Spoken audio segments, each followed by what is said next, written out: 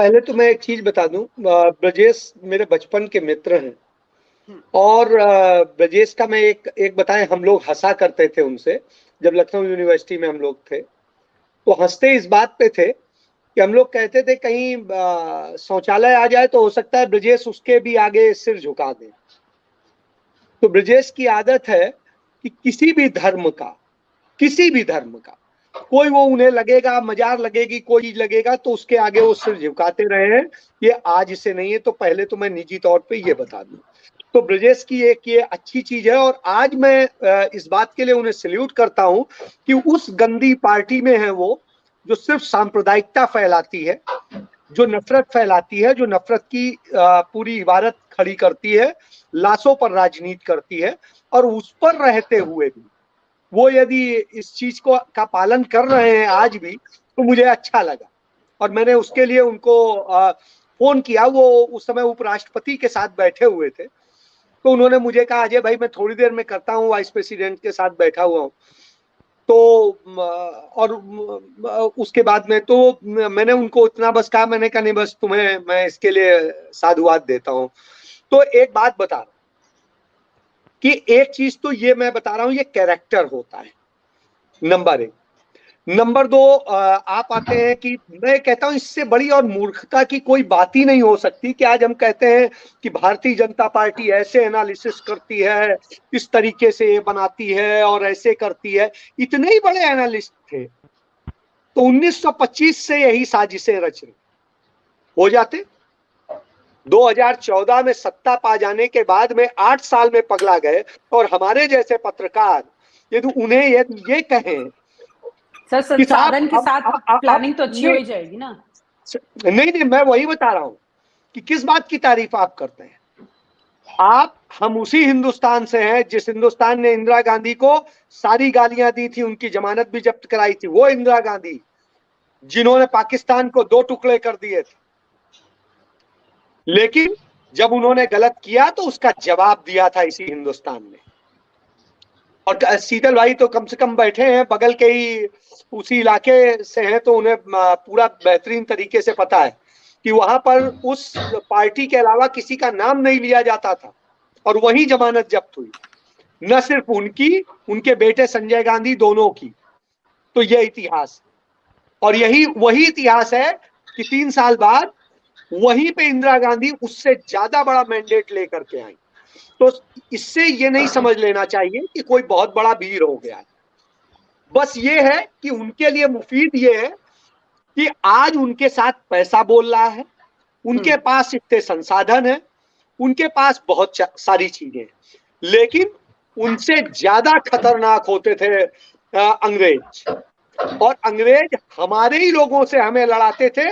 वो जलियांवाला बाग में डायर नहीं गोली चलाता है, गोली चलाने वाले 100% हिंदुस्तानी थे। तो आप समझिए कि वो स्थिति थी, और उससे भी जीत करके गांधी काहे के बूते, अहिंसा के बूते, उसी हथियार के बूते लड़ करके वहां तक आए। आप एक चीज समझिए, उन सारी बातों को एक समझेंगे तो थोड़ी देर का वक्त है, क्योंकि लोगों को अभी बुलडोजर अच्छा लग रहा है, लेकिन जब उन्हीं के घर लूटेंगे और गिरेंगे, और जैसे दिल्ली में मारा गया वो, उसी तरीके से और भी बहुत सारे मारे जाएंगे। जो नोएडा में उस पत्रकार जो उसी मीडिया से रिलेटेड है, जो मोदी मीडिया है, और उसके बावजूद उसके यहाँ जिस तरह से होता है, तो इस तरह से जब शुरू होगा, और अभी तो थोड़ा सा आपको दिख रहा है, आगे और बहुत बड़ी चीजें दिखने वाली है। अभी वो सारे लोग जो हैं हिंदू नहीं माने जाएंगे, हिंदू का क्योंकि सर्टिफिकेट देने का जिम्मा उन्होंने ले रखा है, तो वो बताएंगे कि कौन है, फिर उन पर हमला किया जाएगा। भले ही आप 5 वक्त क्या 18 वक्त के पुजारी हो, तो आप ये समझ लीजिए। तो जब ये शुरू होगा तो अपने आप जवाब मिलेगा, नंबर 1। नंबर 2, पार्टियों को जो करना चाहिए, मुझे लगता है कि कमोबेश कुछ अच्छा कुछ खराब हर पार्टी कर रही है, किसी जिसके पास जितनी क्षमता है वो कर रही है।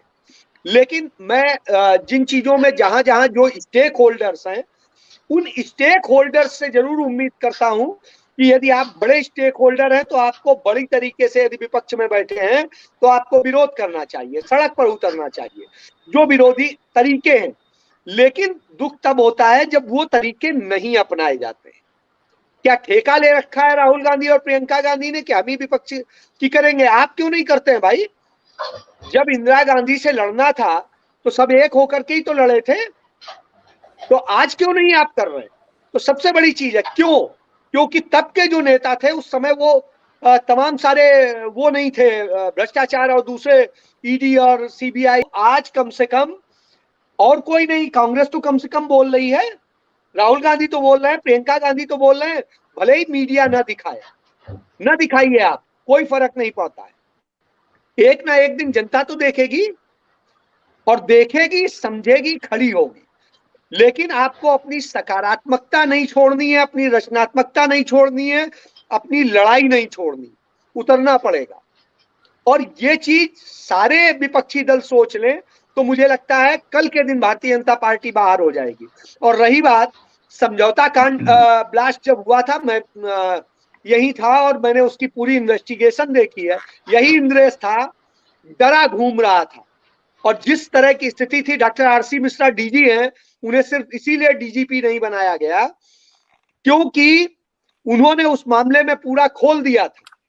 और जब खोल दिया था, यही आरके सिंह जो केंद्रीय बिजली मंत्री हैं, इन्होंने हिंदू आतंकवाद कहा था, किसी और ने नहीं कहा था।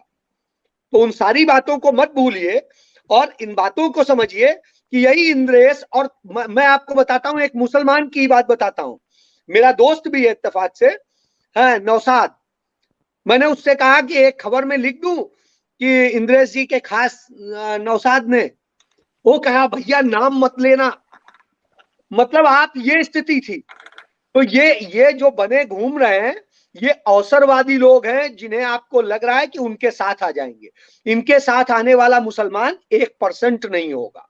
और अभी भी बता दूं, आगरा में एक कर्नल खान है, पर महिलाएं तो 3 तलाक की मैं नाम बताए दे रहा हूं, सुन लीजिए। कर्नल खान है, वो जुड़े हुए हैं, वो मेरे साथ रेगुलर टच में रहते हैं और तमाम उनकी चीजें शेयर करते हैं। और जब मैं बोलता हूं तो फिर अंत में मुझे जो जवाब देते हैं मैं यहां नहीं कहूंगा, क्योंकि वो एक संगठन में काम कर रहे हैं, उन्हें नुकसान नहीं होना चाहिए। तो सीधी सी बात ये।